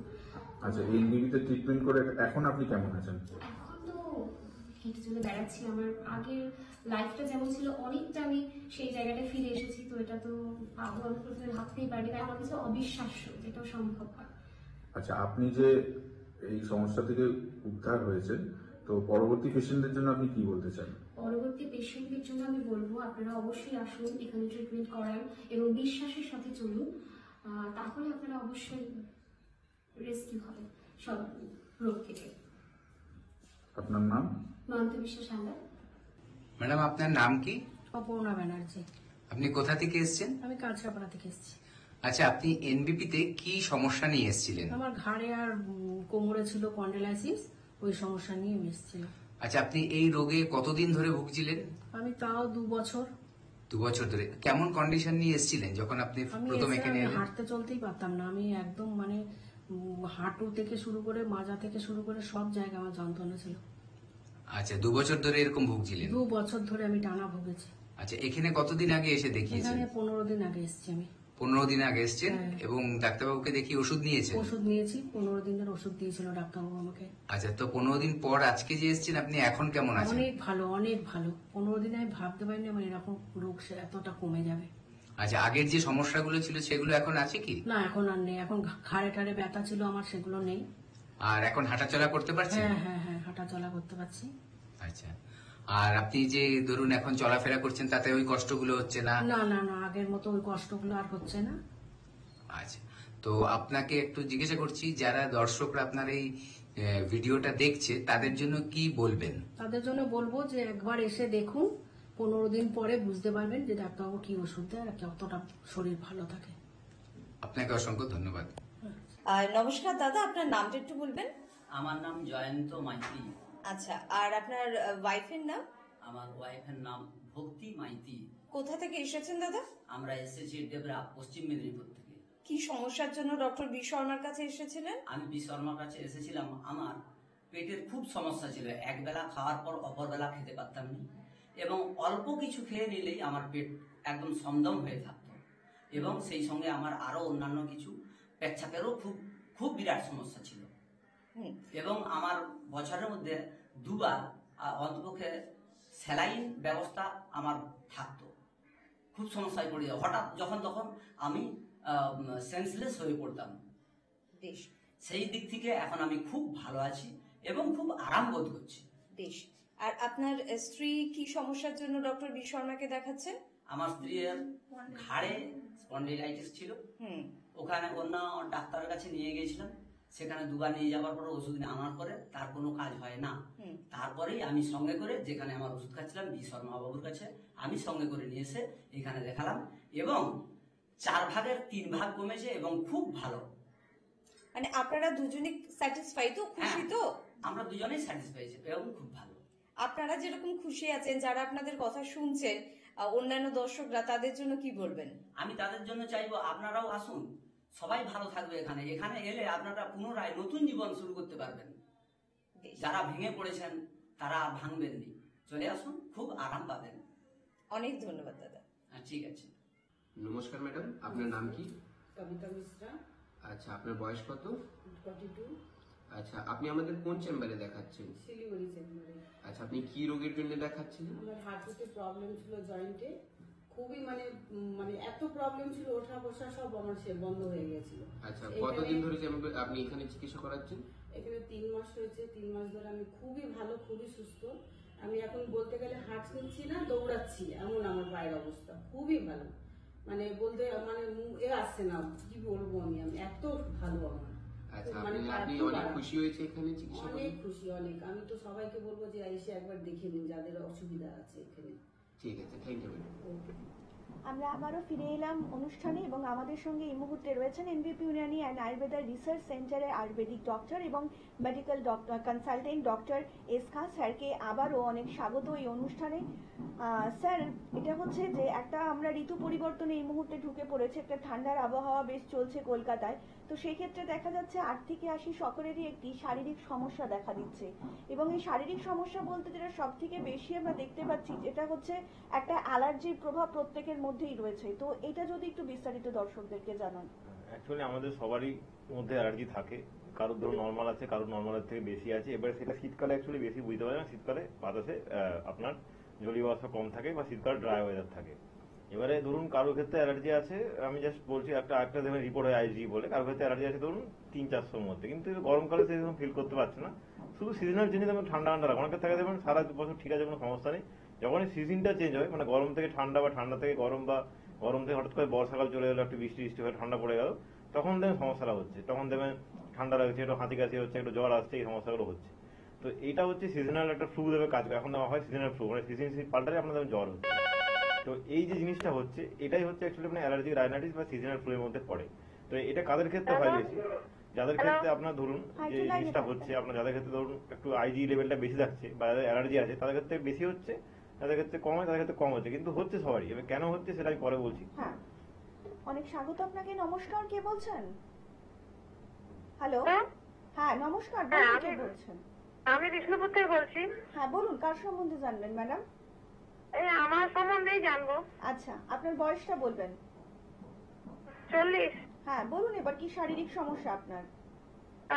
আমার একটু পা ফাটার সমস্যা আছে, পাটা খুব ফেটে যাচ্ছে। আচ্ছা, দুটো পাই কি ফেটে যায় আপনার? হ্যাঁ, প্রচুর ফাটা। আচ্ছা, রক্ত বেরিয়ে ফেটে গিয়ে এরকম ফেটে গিয়ে কি রক্ত বেরিয়ে যায়? বলছি ফেটে গিয়ে আপনার রক্ত বেরিয়ে যায়? হ্যাঁ হ্যাঁ। আচ্ছা ঠিক আছে, বলছি শুনুন। দেখুন, আপনার যে পা ফাটা বলছেন, তো আপনার স্কিন এখন ড্রাই আছে। এখন তারপরে শীতকালে দেখবেন পাটা বেশি ফাটে, শীতকালে ওয়েদারটা ড্রাই থাকে। এবারে কারোর ধরুন স্কিন একটু নর্মালের তুলনায় ড্রাই, মানে স্কিন সবসময় দেখবেন শুকনো থাকে আপনার ড্রাই স্কিন হয়ে গেলে। এবার আপনি কাজ করছেন সবই করছেন, কিন্তু আপনার শরীরে সেরকম জল যাচ্ছে না, খাওয়া দাওয়া হোক বা যেভাবে হোক আপনার বডিতে ডিহাইড্রেশন হচ্ছে।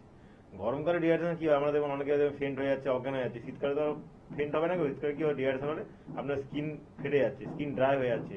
শুধু পা কেন অনেকে দেখবেন ঠোঁট ফাটছে, আমাদের স্কিন ফেটে যাচ্ছে। তো এগুলো হয় শীতকালে, এগুলো কিন্তু গরমকালে হয় না বা বর্ষাকালে এগুলো হয় না। তো আপনার যেটা হচ্ছে এটা একটা স্কিন ডিজিজ। এটা আমি এখান থেকে বলে দেবো এটা করুন বা একটা বলে দিলাম এটা করুন, ঠিক হয়ে যাবে, ঠিক হবে না। আপনি বাজার চলছে যেসব অয়েন্টমেন্ট আছে বা যে মলম আছে এগুলো লাগালেও কিন্তু আপনার সাময়িক ঠিক হবে। আপনি লাগানো বন্ধ করলে সাথে সাথে হবে দেবেন। প্রথমে আপনি পাটা কাজ করুন, পাটাকে কভার করে রাখুন। যেটুকু সময় জল লাগাচ্ছেন আলাদা ব্যাপার, বা কাজ করা ছেড়ে পাটাকে মোজা বা কিছু পরে থাকুন, যাতে পায়ে আপনার ডিরেক্ট ধুলোবালি না আসে। আর পা যদি জলেও ধোয়েন আপনি পাটাকে পরিষ্কার করে মুছবেন, মানে পাটাকে পরিষ্কার রাখুন আর কি।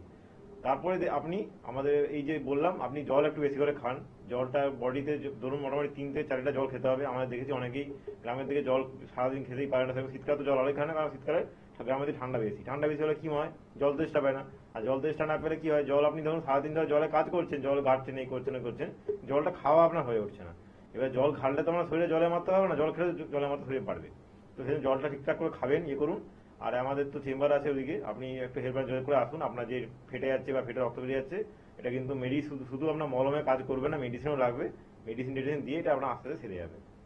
স্যার এই যে ওয়েদার চেঞ্জিং এ উনি যে যখন বললেন যে পা ফেটে যাচ্ছে, অনেকের ক্ষেত্রেই দেখা যাচ্ছে কিন্তু শরীরের বিভিন্ন অংশ, বেসিক্যালি মানে মেয়েদের ক্ষেত্রে যে দেখা যাচ্ছে সেটা হচ্ছে মানে মুখটা একটু হাওয়া লাগলেই অনেকে বলছেন ফেটে যাচ্ছে কিংবা সেটা জ্বালা করছে। তো এই যে বিভিন্ন রকম যে আমাদের শারীরিক সমস্যাগুলো আমরা দেখতে পাচ্ছি এই মুহূর্তে, এনবিপি ইউনানি অ্যান্ড আয়ুর্বেদা রিসার্চ সেন্টারে এর কি রকম ট্রিটমেন্ট রয়েছে স্যার? হ্যাঁ, আমাদের অ্যাকচুয়ালি স্কিনের জন্য তো একটা আলাদা ডিপার্টমেন্ট করা হয়েছে এখন। যার ধরুন স্কিনে কোনো প্রবলেম হচ্ছে বা স্কিন কোনো কারণে স্কিন ডিসকালারেশন হয়ে যাচ্ছে, র্যাশ বের হচ্ছে, এই হচ্ছে আলাদা ট্রিটমেন্ট একটা আছে আইএলের ফলে, সেখানে আমরা স্কিনের পার্টিকুলার ট্রিটমেন্ট করে থাকি। এবারে শীতকালে হচ্ছে মানে সেটা আপনার বুঝে নিতে হবে, এটা সিজনাল কারণে হচ্ছে। শীতকাল কারণ আজকে আপনার যদি গরমকালেও কোনো কারণে ড্রাই ওয়েদার হয়ে যায়, দেখবেন আপনার গরমকালেও কিন্তু ফাটে, অনেকে দেখবেন হয় এরকম গরমকালেও দেখবেন টুকটাক কিন্তু স্কিন রাপচার হচ্ছে, ড্রাই মানে ফেটে যাচ্ছে, ইচিং হচ্ছে। তাদের ক্ষেত্রে অ্যালার্জি আরো বেশি তাদের সমস্যা। কিন্তু শীতকালটা যেহেতু আমাদের ড্রাই ওয়েদার, শীতকালটা আমাদের মানে গরমে ধুলো বাড়িতে ঘাটলেই ফেটে যাচ্ছে, একটু বাইরে ঘুরতে যাচ্ছি, একটু পিকনিক করতে যাচ্ছি, এসে দেখছি শরীর এদিক ওদিক ফেটে গেছে, ছাল উঠছে, কারো ঠোঁট ফেটে যাচ্ছে, হচ্ছে অনেকে দেখবেন এই জন্য পেট্রোলিয়াম জেলি ইউজ করছে বা করছে। এগুলো ঠিক আছে, কোনো মানে ব্যাপারটা কি আপনাকে ওই জায়গাটাকে ময়েশ্চার রাখতে হবে। আপনার শীতকালের ওয়েদার ড্রাই হয়ে যাচ্ছে, আপনাকে ময়েশ্চার রাখতে হবে। তো ময়েশ্চার করতে গেলে সবচেয়ে ফার্স্ট আপনাকে নিজেকে শরীরটার ভেতরে ঠিক রাখতে হবে। নিজেকে আপনার জল খেতে হবে, খাবার দাবার খেতে হবে, শীতকালে ফল খেতে হবে, এমনি খাই করতে হবে। আপনি জলটা ঠিকঠাক করে ফার্স্টে খান, বাকি খাবার দাবার পরে খাবেন। আগে আপনি শীতকালে দেবেন জলটা আমরা কম খাই, তারপরে আপনি নিজেকে এমনি শীতকালে যেসব এত তো শীতকালে ফল পাওয়া যায়, এত শাকসবজি পাওয়া যায়, সব রকম খাবারই আপনি খান, এই করুন, করলে দেখবেন আপনার শরীর এমনি ঠিক থাকবে। এবারে কারো ক্ষেত্রে অলরেডি সমস্যা হচ্ছে, তাকে তো চিকিৎসা করাতে হবে। আমাদের স্কিনের খুব ভালো ট্রিটমেন্ট হয়, আমাদের বললাম তো একটা আলাদা স্কিনের ডিপার্টমেন্ট আছে, হেয়ার অ্যান্ড স্কিনের। সেটা ছাড়াও যার ক্ষেত্রে এই সমস্যাগুলো হচ্ছে, ইচিং হচ্ছে বা সোরিয়াসিসে কোনো প্রবলেম আছে, এই ধরুন ফেটে যাচ্ছে, এই হচ্ছে বিভিন্ন এদিক ওদিক থেকে মলম টলম ইউজ না করে আপনি আসুন, চিকিৎসা করেন, ঠিক হয়ে যাবে, ঠোঁট ফাটাও ঠিক হয়ে যাবে আর গড়ে ফাটাও ঠিক হয়ে যাবে। স্যার আলোচনা আসবো, আর একজন বন্ধু উপস্থিত, অনেক স্বাগত আপনাকে। নমস্কার, কে বলছেন? হ্যালো। হ্যাঁ হ্যালো, বলুন কে বলছেন? হ্যালো। হ্যাঁ বলুন, শুনতে পাচ্ছি। আমি কলকাতা থেকে বলছি। হ্যাঁ বলুন, কার সম্বন্ধে জানবেন? তিনি আমার না মানে ওই খুব কাজ চলছে। আচ্ছা, আপনার এজটা কত আগে বলবেন? আমাদের 24। কি বলেন, খুব কাশি হচ্ছে? হ্যাঁ, মানে খুশখুশে কাশি হচ্ছে। খুশখুশে কাশি হচ্ছে, আচ্ছা কতদিন ধরে হচ্ছে এটা? 2-3 দিন ধরে হচ্ছে। আচ্ছা, আগে এটা হতো না? না, এটা আগে হতো না, এরকম শীতকালে কখনো এটা হয়নি। আচ্ছা আচ্ছা, কফ বেরোচ্ছে না, জাস্ট ড্রাই কাফ হচ্ছে? খাবার পরেই হচ্ছে। আচ্ছা, খাবার পরে হচ্ছে, ঠিক আছে বলছি শুনুন। দেখুন, একটা আমাদের যে কাশি হয় দু রকম, একটা হয় দেখবেন একটা ওয়েট কফ, মানে আপনার দেখবেন কাশির মধ্যে যে কফ বেরিয়ে আসছে, একটা হয় দেখবেন ড্রাই কাফ, এই খুসখুসে কাশি, গলা খুসখুস করছে। তো এটা অনেক কারণ হয়। ফার্স্ট কারণ হচ্ছে আপনি দেখবেন হয়তো আপনার কাশি হতে হতে গলাটা লাগছে একটা কাটা কাটা মতো, তখন বুঝে নিতে পারবে যে আপনার টনসিলটা সোয়েল হয়ে যাবে, টনসিল ফুলে গেছে। তো টনসিল ফুলে গেলে তো কি করতে হবে, আপনি তো হাতে করে সেটাকে ঠিক করতে পারবেন না, সেটাকে আপনাকে কি করতে হবে, একটু গরম জলে একটু গার্গিল করুন। খাওয়ার সময় হালকা গরম জল খান, রাত্রেবেলা শুতে যাওয়ার আগেও আপনি যে জলটা খাবেন ঠান্ডা জল না খেলে গরম জল খান। মানে নিজেকে ঠান্ডা থেকে একটু সাইডে রাখুন, যেখানে ঠান্ডা লাগছে আপনার সেখানে মাফলার ইউজ করুন, টুপি ইউজ করুন। যেখানে আপনার ইয়ে হচ্ছে সেখানে আপনি ধরুন মানে জাস্ট হয় না, অনেকে দেখবেন মাফলার টুপি কিছু ইউজ করছে না, কান মাথা তো খোলা আছে, তো কান মাথা শিশিরও পড়ছে বাইরে এখন, তো কান মাথাকে ঢেকে রাখুন। আর কাশি এখন হচ্ছে আপনি একটু গার্গিল করুন, গার্গিল করলে দেখুন একটা আরাম পাবেন। একটু গরম জলে একটু নুন দিয়ে গার্গিল টার্গিল করুন। গরম জলই খান বলতে গেলে, যতটা পারবেন, ঠান্ডা জল বেশি খাবেন না। আর তারপরে যদি কাশি আপনার না কমে, এটা আসুন চিকিৎসা করুন। এরকম না যে আপনি কোনো বাজার থেকে কাপ সিরাপ কিনে খেয়ে নেবেন, দেখবেন ওটা হয়তো সাময়িকভাবে আপনার অ্যান্টিবায়োটিকের মতো কমে যাবে, দিয়ে আবার দেখবেন হতে পারে। তো সেই জন্য আপনি এটার জন্য চিকিৎসা আমাদের আছে ভালোভাবে, আমরা কাপ সিরাপ না আরো অন্যভাবে আপনাকে এটা ঠিক করে দেবো। আর একটু সকালে একটু আপনি এখন মধু আর তুলসী পাতা খাবেন, 3-4টে তুলসী পাতা 1 চামচ করে মধু খাবেন, দেখবেন এটা হয়তো ঠিক হয়ে এমনিতে হয়ে যেতে পারে আপনার। এই সিজন চেঞ্জের যে সময়, সেই সময়তে যদি আপনি এবং আপনাদের পরিবারকে যদি একটু সুস্থ স্বাভাবিকভাবে রাখতে চান, তাহলে কিন্তু অবশ্যই আপনাকে হাত ধরতে হবে এনবিপি ইউনানি অ্যান্ড আয়ুর্বেদা রিসার্চ সেন্টারে, যেখানে সম্পূর্ণ আয়ুর্বেদিক পদ্ধতিতেই কিন্তু আপনার যে কোনো রকম শারীরিক সমস্যার ট্রিটমেন্ট করা হয়ে থাকে। সমস্যা আপনার, এবং সেই সমস্যার সমাধান যারা সত্যি সত্যি করতে পারে তারাই হচ্ছে NBP Unani and Ayurveda research centre. আর একটু বিস্তারিত জানতে অবিলম্বে কিন্তু নিচে যে হেল্পলাইন নাম্বারটা যাচ্ছে সেই হেল্পলাইন নাম্বারে কিন্তু আপনারা যোগাযোগ করে নিতেই পারেন। তার জন্য কিন্তু আপনাদেরকে ডায়াল করতে হবে 9830235527 অথবা 37 নাম্বারে। তাছাড়া কিন্তু আপনারা হেড অফিস পেয়ে যাচ্ছেন মধ্যমগ্রামে, কলকাতাতে পেয়ে যাচ্ছেন ল্যান্সডাউনে, হাজরাতে পেয়ে যাচ্ছেন, হাতিবাগানে পেয়ে যাচ্ছেন এবং খিদিরপুরেও কিন্তু চেম্বার পেয়ে যাচ্ছেন। তাছাড়া কিন্তু হাওড়াতে পেয়ে যাচ্ছেন দাসনগরে, বেলুর এবং শিবপুরে, দক্ষিণ 24 পরগনাবাসীরাও কিন্তু পেয়ে যাচ্ছেন আমতলাতে। স্যার, আমরা আলোচনায় আসবো, আরেকজন বন্ধু উপস্থিত। অনেক স্বাগত আপনাকে। নমস্কার, কে বলছেন? নমস্কার, রিনা পাল বলছি। হ্যাঁ বলুন ম্যাডাম, কার সম্বন্ধে জানবেন? আমারই প্রবলেম আছে সেটা জানতে। আচ্ছা, আপনার আগে বয়সটা বলবেন। হ্যাঁ, বয়স 29। 29। অনুষ্ঠান দেখছেন? হ্যাঁ হ্যাঁ। কেমন লাগছে আপনার অনুষ্ঠান? খুবই ভালো লাগে। ধন্যবাদ। এবার বলুন কি সমস্যা আপনার? আমার মানে এটা কিছুদিন ধরে আমি খেয়াল করছি, মানে যাই খাচ্ছি না কেন অ্যাসিডিটি টাইপ হয়ে যাচ্ছে, মানে কোনো কিছুতেই মানে আমি খাওয়াটা হজম করতে পারছি না, মানে কোনো অনুষ্ঠান বাড়ি খেলে বমি করে ফেলছি আর কি। আচ্ছা, এটা কতদিন ধরে হয়েছে আপনার? এই অনুষ্ঠান বাড়ি চলছে তো এইটা পাচ্ছি, তো এখনই জিনিসটা খেয়াল করছি। আচ্ছা, এটা কি শীতকালে হয়েছে না আগে গরমকালে এটা এরকম হয়েছে? গরমকালেও হয়েছে, এখন আবার শীতকালে এখন। আচ্ছা, এমনি কোনো পেটের সমস্যা বলতে এমনি ধরুন বারবার পায়খানা যায় এরকম কিছু হচ্ছে কি? না না না, এরকম কিছু হচ্ছে না, জাস্ট হচ্ছে কি করতে পারে। ওকে ওকে, ঠিক আছে, বলছি শুনুন। দেখুন, যে বললেন না অনুষ্ঠান বাড়িতে খাওয়া দাওয়া করছি করছি, তো অনুষ্ঠান বাড়িতে খাওয়া দাওয়া করছেন আপনি, ধরুন সেক্ষেত্রে আপনার একটু প্রবলেম হতে পারে, বা একটা হতে পারে এই যে সমস্যাগুলো বললেন ফুড পয়জনিং। এর ফুড পয়জনিং মানে খাবার খারাপ নয়, আপনি খাবারটা খেয়েছেন তারপরে আপনার খাবারটা ডাইজেস্ট হচ্ছে না, সেটা হচ্ছে ফুড পয়জনিং কারণ। আপনি ধরুন খাবার খেয়েছেন কিন্তু তারপরে আপনি ঠিকমতো করে জল খাননি বা আপনি ঠিকমতো করে রেস্ট নিতে পারেননি, তো এই জন্য আপনার এই যে সমস্যাগুলো হচ্ছে এটা ফুড পয়জনিং কারণে হচ্ছে। তো এটা আপনি এখন আপাতত কিছুদিন একটু দেখুন, চেষ্টা করুন রাত্রের দিকে একটু গরম জল খেয়ে ঘুমানোর, মানে শুতে যাওয়ার আগে 1 গ্লাস হালকা করে গরম জল খাবেন। একটু সকালে উঠে চেষ্টা করুন আমলকি খাওয়ার, একটু আমলকি যদি পান তো একটা কাঁচা আমলকি খালি পেটে খাওয়ার চেষ্টা করুন। দেখুন এটা পেটের সমস্যাটা আস্তে আস্তে ঠিক হয়ে যাবে। এটা সাময়িক যদি হয়ে থাকে, আর যদি দেখতে পাচ্ছেন যে না তাতেও ঠিক হচ্ছে না, তখন আপনাকে এটার জন্য একটু চিকিৎসা করাতে হবে, কেন হচ্ছে বা কি হচ্ছে তাকে দেখতে হবে। কারণ পেটের মধ্যে কি হচ্ছে আমাদের দেখতে পাচ্ছি না, আপনি বলছেন আমার এটা হচ্ছে, তো আমরা ধরে নিচ্ছি এটা হচ্ছে। তো আপনি এটা দেখুন, যদি গ্যাস অম্বল যা খাচ্ছি তাতে হচ্ছে, তো আপনি খাওয়া দাওয়ার টাইমটা ঠিক করুন। আপনি খাওয়া দাওয়ার যে শিডিউলটা আছে 4 বেলা, সেই টাইমটাকে ঠিক রাখুন, এটা এখানে এদিক ওদিক না হয়ে যায়, এবং আস্তে আস্তে জিনিসটা ঠিক হয়ে যাবে। আমরা আবার আলোচনায় আসবো, একজন বন্ধু উপস্থিত। অনেক স্বাগত আপনাকে। নমস্কার, কে বলছেন? হ্যালো, নমস্কার, কে রয়েছে ফোনে? হ্যাঁ বলুন ম্যাডাম, আপনি টিভির ভলিউমটা একটু মিউট করে ফোনে শুনুন। হ্যালো, হ্যাঁ বলুন।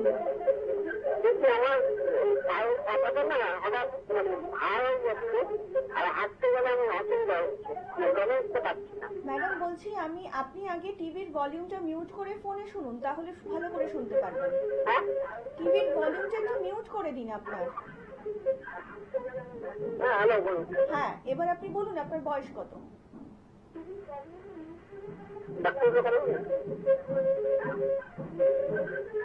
হ্যালো, হ্যাঁ বলছি আপনার বয়সটা কত ম্যাডাম, একটু বলবেন। 58। আচ্ছা, বলুন কি সমস্যা এবার আপনার? সমস্যা হচ্ছে পায়ের পাতাটা না ভার হয়ে যায়, হাঁটতে গেলে অসুবিধা হয়ে যাচ্ছে। আচ্ছা, আপনি শুনুন স্যার। পায়ের পাতাটা কি বলছেন হার্ড হয়ে যাচ্ছে? হ্যাঁ, ভার হয়ে যাচ্ছে, ব্যালেন্সটা পাচ্ছি না, খালি পায়ের পাতাটা, আর কোথাও না। কোনো ব্যথা ব্যথা কিছু নেই। কোনো ব্যথা কিছু নেই? কোনো ব্যথা কিছু নেই বলছেন তাই তো? কোনো ব্যথা নেই বলছেন তো? না না না, কোনো ব্যথা নেই। কতদিন ধরে হচ্ছে এটা? হ্যালো, আপনি শুনতে পাচ্ছেন? হ্যাঁ হ্যাঁ বলুন। আচ্ছা, বলছি আপনার কতদিন ধরে রয়েছে আপনার এই শারীরিক সমস্যাটা? হ্যাঁ, এটা আমার 1 বছর ধরে। আচ্ছা ঠিক আছে, বলছি শুনুন। দেখুন, আপনার পায়ের পাতাটা যেটা হয়েছে বলছেন, সেটা বলছেন যে আমার কোনো ব্যথা নেই, কিন্তু আমার এটা হার্ট টাইপের হয়ে যাচ্ছে, আমি হাঁটতে পারছি না, হয়ে যাচ্ছে। তো এটা একটু দেখাতে হবে আপনার কি হয়েছে। এটা অনেক কিছু হতে পারে, এটা কোনো একটা স্কিনের কোনো সমস্যা হতে পারে, কোনো জায়গায় একটু ফুলে গেছে, কোনো সোয়েলিং হয়েছে, অনেক কিছু হতে পারে। তো এটা তো না দেখে বলা যাবে না কি করে ঠিক হবে। আপনি আপাতত একটু পায়ে একটু গরম সেক নিতে পারেন, যেভাবে আমরা ধরুন কোথাও জয়েন্ট টয়েন্টে সেক নিই, করতে পারেন সেটা। কিন্তু সেটাতে যদি তাও ফলাফল না কিছু হয়, আপনি এসে চিকিৎসা করাতে দেখাতে হবে জিনিসটা কি হয়েছে, তখন বলতে পারবো যেটা আপনার কি করলে কি ঠিক হবে। ঠিক তো হয়ে যাবে, কিন্তু জিনিসটা না দেখলে বলতে পারবেন কি হয়েছে আর কি। আপনার ব্যথা যখন নেই, ঠিক হয়ে যাবে, চিন্তার কোনো কারণ নেই।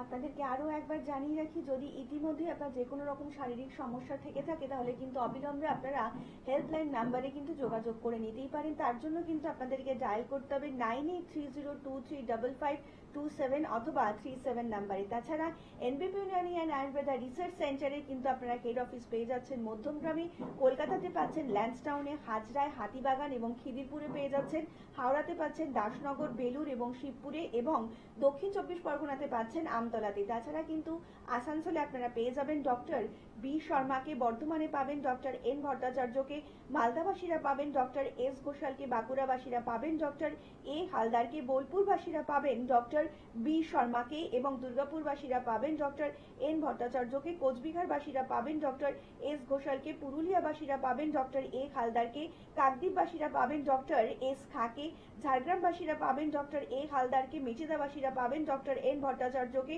শিলচর আসামবাসীরা কিন্তু আবার পেয়ে যাবেন ডক্টর বি শর্মাকে, খড়গপুরবাসীরা পাবেন ডক্টর এন ভট্টাচার্যকে, শিলিগুড়িবাসীরা পাবেন ডক্টর এস ঘোষালকে, বহরমপুরবাসীরা পাবেন ডক্টর এ হালদারকে, গৌহাটিবাসীরা কিন্তু আবার পেয়ে যাবেন ডক্টর বি শর্মাকে, কৃষ্ণনগরবাসীরা পাবেন ডক্টর এ হালদারকে, হলদিয়াবাসীরা পাবেন ডক্টর এ হালদারকে, হেরিয়াবাসীরাও কিন্তু পেয়ে যাবেন ডক্টর এ হালদারকে এবং বনগাঁবাসীরা পাবেন ডক্টর এন ভট্টাচার্যকে, ক্যানিংবাসীরা কিন্তু আবার পেয়ে যাবেন ডক্টর আর দেকে এবং রায়গঞ্জবাসীরা কিন্তু আবার পেয়ে যাবেন ডক্টর এস খাকে, আগরতলাবাসীরা পাবেন ডক্টর এন ভট্টাচার্যকে, আলিপুরদুয়ারবাসীরা পাবেন ডক্টর বি শর্মাকে এবং আরামবাগবাসীরা পাবেন ডক্টর এ হালদারকে, জামশেদপুরবাসীরা পাবেন ডক্টর এন ভট্টাচার্যকে, গঙ্গারামপুরবাসীরা পাবেন ডক্টর এস ঘোষালকে এবং ডিব্রুগড়বাসীরাও কিন্তু আবার পেয়ে যাবেন ডক্টর এস ঘোষালকে। যে কোনো সমস্যার জন্যই কিন্তু অবিলম্বে আপনারা নিচের হেল্পলাইন নাম্বারে যোগাযোগ করে আপনার নিকটবর্তী চেম্বারে চলে যেতেই পারেন। স্যার, আলোচনায় আসবো, একজন বন্ধু এসেছেন। অনেক স্বাগত আপনাকে। নমস্কার, কে বলছেন? নমস্কার, আমি খড়গপুর থেকে অশোক দেব বলছি। হ্যাঁ বলুন অশোক বাবু, কার সম্বন্ধে জানবেন? আমার সম্বন্ধে জানবো। আচ্ছা, আপনার এজটা আগে বলবেন একটু। 34। এবার বলুন কি শারীরিক সমস্যা রয়েছে আপনার? শারীরিক বলতে ডাক্তারবাবু, আমার ঠান্ডা হলে পায়ের গোড়ালিগুলো ফেটে যায়। আচ্ছা শুনুন স্যার বলছেন। আচ্ছা, এটা কি শীতকালে হয় না ও সারা বছরই এটা হয়ে থাকে? না, খালি শীতকালেই হয়। আচ্ছা, শুধু পায়ে ফেটে যায় না আর অন্যান্য জায়গায় কোনো জায়গায় আপনার স্কিন রিঅ্যাকশন হচ্ছে? না না, খালি পাটা ফেটে যায়। পায়ে হচ্ছে। আচ্ছা ঠিক আছে, বলছি শুনুন। দেখুন, আজকে অনেকেই ফোন করছেন এইটাই নিয়ে যে শীতকালে আপনার পা ফেটে যাচ্ছে। তো অ্যাকচুয়ালি এই জিনিসটা একটা আপনার ওয়ান টাইপ অফ বলতে গেলে স্কিন ডিজিজ, মানে আপনার চর্মরোগ। আপনারা এটাকে তো সিরিয়াসলি নিই না, কারণ দেখি শীতকালে পা ফাটছে আবার ঠিক হয়ে যাচ্ছে। এবার কারো ক্ষেত্রে যখন দেখবেন পা ফেটে রক্ত হয়েছে তখন সিরিয়াস হয়ে যাচ্ছে, কেন আমার রক্ত বেরিয়ে যাচ্ছে, তখন আমার ঠিক করতে হবে। তো এটাও একটা স্কিন ডিজিজ, এটাকে একটা ট্রিটমেন্ট করতে হবে। নাহলে আপনি ধরুন বছরের পর বছর আপনার এটা হবে, আপনি কোনো একটা কিছু একটা মলম লাগিয়ে দেবেন, কিছু একটা ইয়ে করে দেবেন, আবার ঠিক হয়ে যাবে, আবার হবে। তো এর চেয়ে ভালো আপনি চিকিৎসা করুন, এটা ঠিক হয়ে যাবে। তো আমাদের খড়গপুরে চেম্বার আছে, আপনি আসুন, আমরা চিকিৎসা করলে এটা ঠিক হয়ে যাবে। এটা ওয়ান টাইম হবে, আপনি দেখবেন নেক্সট টাইম থেকে আপনার এই জিনিসটা হবে না বা কোনো স্কিনে আপনার ড্রাইনেস আসবে না। আমাদের স্কিনের ড্রাইনেস অ্যাকচুয়ালি আসে হচ্ছে আমাদের বডির ওয়াটার লেভেল থেকে বা আমাদের এই যে ওয়েদারে ময়েশ্চারাইজেশনের থেকে। এখন ড্রাই ওয়েদার আছে, এখন আমাদের বডি সেইভাবে ময়েশ্চার হচ্ছে না। আমরা দেখুন অনেকে যেমন বাইরে থেকে ময়েশ্চারাইজিং ইউজ করছে যাতে বডিকে ঠিকঠাক রাখা যায়। তো আপনি পাকে ঢেকে রাখুন, জুতো পরে থাকুন, আপনি খালি পায়ে বা যেখানে ধুলোবালি আছে বা একটু যেখানে একটু ইয়ে আছে সেখানে পাকে পরিষ্কার পরিচ্ছন্ন রাখুন, রেখে পায়ে মোজা ইউজ করুন বা ইয়ে করুন যাতে পাটা আপনার ধুলো না লাগে। শু ইউজ করুন, এগুলো করুন, করলে আপনাদের অতটা ফাটবে না পায়ে। এবার ফাটবে তো অবশ্যই, আপনি যখন ইয়ে করবেন তখন আপনাকে কি করতে হবে, চিকিৎসা করাতে হবে এটার জন্য। তো চিকিৎসা করান, আপনি আমাদের এতে এসে হেল্পলাইনে যোগাযোগ করে আসুন, দেখুন এটা আমার আস্তে আস্তে সেরে যাবে। স্যার, এই ফোনটার ভিত্তিতে একটু জিজ্ঞেস করছি, অনেকেই যে বলছেন যে পা ফুলে যাচ্ছে কিংবা ফেটে যাচ্ছে, এই ধরনের চিকিৎসার কি কি ব্যবস্থা রয়েছে এনবিপি ইউনানি অ্যান্ড আয়ুর্বেদাতে? যেমন এই জন্য পা ফুলে যাওয়া বা ফেটে যাওয়া বা সকালে একটু পায়ে ব্যথা করা, এগুলো শীতকালে একটু বেশি হয়, কারণ শীতকালে আমাদের টেম্পারেচার নর্মালের তুলনায় কম থাকে। তো শীতকালে কি হয়, আপনার জয়েন্টে ধরুন একটা কি বলে একটা মানে ড্রাইজিনেস কাজ করে, একটা জড়তা কাজ করে, একটা ড্রাই ওই কাজ করে। তো সেখানে অনেকে দেখবেন অন্যান্য সময় তো ব্যথা হয় না, দেখবেন গরমকালে কিন্তু ব্যথা কম হয়, শীতকালে দেখবেন সবাই একটু ঘুম দিয়ে উঠতে ব্যথা হচ্ছে হালকা, আবার দেখবেন একটু পর ঠিক হয়ে গেল। তো এটা ঠান্ডার কারণে হচ্ছে। তো এই ক্ষেত্রে আপনি নিজেকে ইয়ে করতে গেলে আপনি একটু ধরুন গরম জল খেলেন, যেমন স্নান করেন একটু গরম জলে স্নান করলেন, বা একটু ধরুন সকালে উঠে একটু মধু খেলেন, একটু তুলসী পাতা খেলেন, এগুলোকে করলেন, মানে বডিটাকে গরম রাখতে হবে। আপনি বডি ঠান্ডা হয়ে গেলে আপনার এই ব্যথা বা এই ফেটে যাওয়া এগুলো হবে। নিয়মে একটা টাইম, প্রপার টাইমে একটু জল খেলেন, সারাদিনে ধরুন টুকটুক মানে সিপ সিপ করে জল খেলেন, কিন্তু একবারে না এরকম একবারে প্রচুর জল খেয়ে করবেন না, সারাদিনে একটু একটু করে জল খেয়ে 4 লিটার খান আপনি। বাকি তো খাবার দাবারে জল থাকছে, তাহলে বডিতে ওয়াটার লেভেল ঠিক থাকবে, বডি আপনার ময়েশ্চার থাকবে। এটা করলে আস্তে আস্তে দেখবেন এই জিনিসগুলো অতটা হবে না। বাকি তো ট্রিটমেন্ট যদি করান এটার জন্য স্কিনের খুব ভালো ট্রিটমেন্ট আছে। এই স্কিন ফেটে যাওয়া বলুন বা ব্যথা বলুন ইয়ে বলুন, সবারই ভালো ট্রিটমেন্ট আছে। এবার কারো ক্ষেত্রে টুকটাক ব্যথা করছে, সে একটু কাজ করুন, একটা বাড়িতে যে ওই রুটির যে তাওয়া সেক থাকে, তাওয়াতে একটা পুটলি করুন, যে পুটলিতে একটু বালি বা একটু লবণ নিয়ে একটু তাওয়াটা গরম করে নিয়ে সে গরম সেক নিন বাড়িতে। গরম সেক নিয়ে দেবে, অনেক ব্যথা কিন্তু কমে যাচ্ছে। তারপরে একটু ধরুন বিকেলের দিক করে যখন রোদ থাকবে, ধরুন এখন তো একদম সন্ধ্যের দিক করে ঠান্ডা হয়ে যাচ্ছে, রোদ থাকলে একটু মাটিতে চপ্পল টপল খুলে একটু খালি পায়ে বসুন, ঠিক আছে? আমরা সবসময় তো কি করি, কাজ টাজ করি একটু বাড়িতেই, মানে কংক্রিটের মধ্যে বা সিমেন্ট টিমেন্টে থাকে, একটু বাড়িতে একটু বিকেলের দিকের মাঠে একটু বসুন, তাহলে কি হবে, বডি আপনার আর্থের সাথে টাচ হচ্ছে, আপনার এটা তো অনেক ভালো কাজ করে, অনেক ব্যথা কিন্তু কমে যায়। তো এই জন্য একটু বিকেলের দিকে একটু হাঁটাচলা করুন, একটু ইয়ে করুন, একটু ইয়ে করুন, সকালে একটু এক্সারসাইজ করুন, একটা নিজের ইয়ে করুন, যেন আস্তে আস্তে যেন ঠিক হয়ে যাবে। আলোচনা আসবো, একজন বন্ধু উপস্থিত, অনেক স্বাগত আপনাকে। নমস্কার, কে বলছেন? নমস্কার, আমি দমদম স্টেশন থেকে বলছি, পরিতোষ রায়। হ্যাঁ বলুন, কার সম্বন্ধে জানবেন? আমি নিজের ব্যাপারেই জানবো। আমার এখন 34 ইয়ার্স এজ। অ্যাকচুয়ালি সর্দি কাশির প্রবণতাটা আমার সারা বছরই থাকে, কিন্তু এই শীতকাল আসাতে সর্দি কাশির টেন্ডেন্সিটা বেড়েছে। আমি জানতে চাইছি এক্ষেত্রে পঞ্চকর্মা পদ্ধতিটা কি আমার ফলপ্রদ হবে, কিংবা কি উপায়ে ডাক্তারবাবুদের একটু জেনারেল গাইডলাইন দেন। আগে বলুন, আপনার কোনো আইজি রিপোর্ট করেছেন এটার জন্য? না না না, আমি লোকাল অ্যালোপ্যাথি ডাক্তার, কিন্তু সাময়িকভাবে কমে যাচ্ছে ওষুধ খেলে। না না না, আচ্ছা বুঝতে পারলাম, যেটা হচ্ছে আপনার সেটার জন্য কোনো কিছু রিপোর্ট তাহলে করার নেই, এমনি আপনি ওষুধ খেয়েছেন, কমে যাচ্ছে, আবার এটা হচ্ছে। আচ্ছা আচ্ছা আচ্ছা, ঠিক আছে, আমি বুঝতে পারছি। আচ্ছা, এটা আপনার বলছেন যে কি করে ঠিক হবে, বা আয়ুর্বেদিক পঞ্চকর্মা থেরাপি, তাই তো? ঠিক আছে, আমি বলছি, ঠিক আছে বলছি, আপনি শুনুন। দেখুন, আপনার যেটা হচ্ছে সেটা হচ্ছে আপনার একটা অ্যালার্জিক রাইনাইটিস বা অ্যালার্জি হচ্ছে আপনার। তো এই ক্ষেত্রে যে জিনিসটা হচ্ছে আপনার, সেই ক্ষেত্রে আপনার এটার ক্ষেত্রে আপনাকে আগে আইজি টেস্ট করতে হবে যে আপনার বডিতে কত অ্যালার্জি আছে। আপনার ধরুন আছে হয়তো 200-300 অ্যালার্জি, বা নেই বললেই চলে, কম নর্মাল আছে, বা 1000-1500 আছে, 2000 আছে। তো জানতে হবে কি হয়েছে, একটা আপনি জাস্ট ব্লাড রিপোর্ট নর্মাল করুন, আইজি এই টেস্টটা করে, আপনি আইজি টেস্টটা করে, আমাদের তো দমদম থেকে মধ্যম চেম্বার আছে আমাদের, ওখানে আসুন। এটার যে চিকিৎসা হবে, এটা আপনি পঞ্চকর্মা লাগবে না, এটা তো আপনার পঞ্চকর্মা ছাড়াই এটা তো আপনার চিকিৎসা হবে, জাস্ট একটা থেরাপি কোনো লাগবে না, মেডিকেশনই হয়ে যাবে। আপনাকে একটু জিনিসগুলো কথা শুনতে হবে, কিছু খাওয়া দাওয়ার রেস্ট্রিকশন থাকবে, সেগুলো করলে আপনার ঠিক হয়ে যাবে। তাহলে কি আমি বুকিং নাম্বারে ফোন করে মধ্যমগ্রামে অ্যাপয়েন্টমেন্ট করে নেব? হ্যাঁ হ্যাঁ, ওটা করে নিন আপনি। হ্যাঁ, অনেক ধন্যবাদ স্যার। এই যে বিভিন্ন রকম যে আমরা দেখতে পাচ্ছি যে মানুষের শারীরিক সমস্যা হয়েছে, তো এনবিপি ইউনানি অ্যান্ড আয়ুর্বেদাতে কি মানে কোনো এজ লিমিট থেকে কোনো রকম ট্রিটমেন্ট করা হয়, নাকি খুব ছোট বয়স থেকেই যাদের শারীরিক সমস্যা হচ্ছে তাদেরও চিকিৎসা হতে পারে? হ্যাঁ, মানে অ্যাকচুয়ালি ছোটবেলায় পেডিয়াট্রিক বলছেন বাচ্চাদের, হ্যাঁ বাচ্চাদেরও ট্রিটমেন্ট হতে পারে, বাচ্চাদের কেন হবে না, বাচ্চাদের অবশ্যই ট্রিটমেন্ট হবে, কিন্তু বাচ্চাদের ক্ষেত্রে মেডিসিন ডোজটা আলাদা থাকে, এরকম না যে আমাদের ধরুন অ্যাডাল্টদের যে ডোজটা দিই বাচ্চাদের সেটা দিচ্ছি, এটা নয়। বাচ্চাদের ডোজ আলাদা, বড়দের ডোজ আলাদা, সবারই ট্রিটমেন্ট হয়, সবারই ব্যাপারটা থাকে। এবারে বাচ্চাদেরও ধরুন ঠান্ডা লাগার ধাতে বাচ্চাদের থাকে। অ্যাকচুয়ালি এই যে সমস্যাটা না, অ্যালার্জির সমস্যাটা, আপনার যদি ছোটবেলায় চিকিৎসা করে নেন আপনি, আপনার বড় বয়সে যাবেই না। আপনি ধরুন ছোটবেলায় ঠিকঠাক চিকিৎসা করে নিলেন, আপনি ঠিকঠাক কথা শুনলেন, সে বাচ্চারা ঠিকভাবে সেভাবে রাখলেন, তখন দেখবেন এই জিনিসটা আপনার বড় বয়সে থাকবেই না। অনেকে দেখবেন আগে হতো, ছোটবেলায় দেখবেন গরমকালে একটু ঘামাচি টামাচি হতো, বা ঘাম দিত বেশি, বড় হতে তখন ঠিক হয়ে যাচ্ছে। কেন? কারণ তার শরীরে ইমিউনিটি পাওয়ার বাড়ছে আস্তে আস্তে। বাচ্চা অবস্থায় তো থাকে না, আপনার যখন একটা প্রাপ্তবয়স্ক বয়স আছে তখন দেখবেন ঠিক হয়ে যাচ্ছে। তো সেরকম এটাও আপনি যদি ছোট বয়সে চিকিৎসা করে নেন, ভবিষ্যতে আপনার কোনো ইনহেলার, কোনো কিচ্ছু লাগবে না, আপনার কোনো মেডিকেশন, কোনো অ্যান্টিবায়োটিক, কোনো কিছু লাগবে না, আপনি দেখবেন এমনি ঠিক আছে। টুকটাক ঠান্ডা লাগবে, বাট ঠিক হয়ে যাবে। কিন্তু আপনি ছোটবেলা দেখছেন বাচ্চাটা একটু হচ্ছে, অত কাজ করছেন না, চলে যাচ্ছে, পরে এটাই দেখবেন আপনার অ্যালার্জিক রাইনাইটিস বাড়ছে বা অ্যালার্জি বেড়ে যাচ্ছে, তখন আপনার এই খাওয়া বারণ, ওই খাওয়া বারণ থাকবে। তো এই জন্য বাচ্চাদেরও ট্রিটমেন্ট যদি করে দেন, তাহলে একদম জিনিসটা গোড়াতেই ঠিক হয়ে গেল।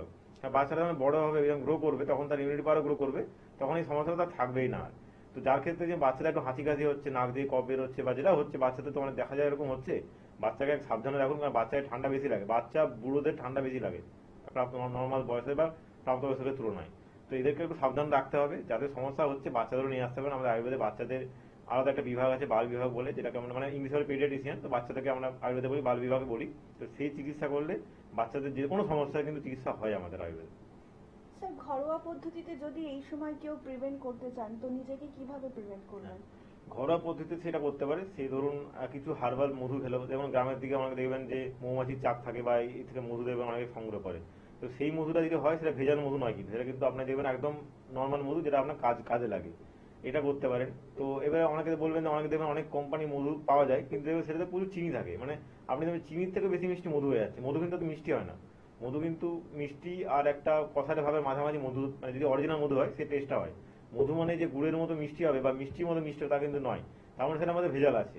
তো চেষ্টা করবেন কোথা থেকে একদম চাক মধু যেগুলো হয়, সেই মধু থেকে হার্বাল মধু কালেক্ট করেন, করলে আপনি সেই মধু খাবেন, 3-4টে তুলসী পাতা খেলেন, একটু গরম জল খেলেন, এটাই করুন, এটা করলে যথেষ্ট। এবারে গ্রামের দিকে হলে আপনি বাসক পাতাও খেতে পারেন, বাসক পাতার রস একটু ফুটিয়ে খেতে পারেন। এটা হলে আপনার এই কাপ টাপের যে সমস্যাগুলো আছে, মানে কফ কাশি হচ্ছে, এমনি সেরে যাবে আপনার টুকটাক করে। এবার যার ক্ষেত্রে বাড়াবাড়ি তার ক্ষেত্রে সারবে না, বাট কম ক্ষেত্রে এমনি জিনিসটা সেরে যাবে। তো এই জন্য আপনি বাড়িতে এমনি সকালে উঠে ব্রাশ ট্রাশ করে একটু ধরুন গরম জল খেলেন, একটু আপনি 3-4টে তুলসী পাতার সাথে মধু খেলেন 1 চামচ বা 2 চামচ, এগুলো করলে দেখবেন আপনার ইমিউনিটি পাওয়ার ঠিক থাকবে, সবই ঠিক হয়ে যাবে আস্তে আস্তে। স্যার এই সিজন চেঞ্জের সময় মানে বিশেষ করে বাচ্চারা যারা রয়েছে ঠিক তাদের জন্য আপনি কিরকম খাবার আপনি সাজেস্ট করছেন, যে ঘরোয়া পদ্ধতিতে যদি বলতে চাই? বাচ্চাদের ধরুন এই যে বললাম একটা সকালে আপনি এটা করলেন, তারপরে খাবার দাবার বলতে গেলে আপনি বাড়িতে যে খাবারটাই খাওয়াচ্ছেন না কেন, ভাত হোক যেটা হোক, খাবারটা যেন মানে বাসি খাবার না হয় বা খাবারটা টাটকা খাবার থাকে। একটা বাচ্চার ক্ষেত্রে বাচ্চার মধ্যে অনেক বাচ্চার ক্ষেত্রে খাওয়া দাওয়ার ইস্যু থাকে, বা একটু ধরুন বড় হয়ে গেছে, 7-8 বছর সে হয়েছে বা 5 বছর 6 বছর হয়েছে, তাকে একটু মানে প্রোটেকশনে রাখতে হবে, তাকে একটু ইয়ে করে রাখতে হবে যাতে মাফলার টুপি ইউজ করে। এখন তো বাচ্চারা যদি মাফলার টুপি ইউজ করতে চায়, তাহলে করতে চায় না, সে সবই করুক, খেলাধুলা করুক, ইয়ে করুক, কিন্তু নাক কান একটু ঢেকে রাখুক, কারণ এই জিনিসগুলোতে ঠান্ডা আমাদের বেশি ঢোকে। আমাদের দেখবেন নাক দিয়ে কান দিয়ে ঠান্ডা কিন্তু বেশি ঢোকে।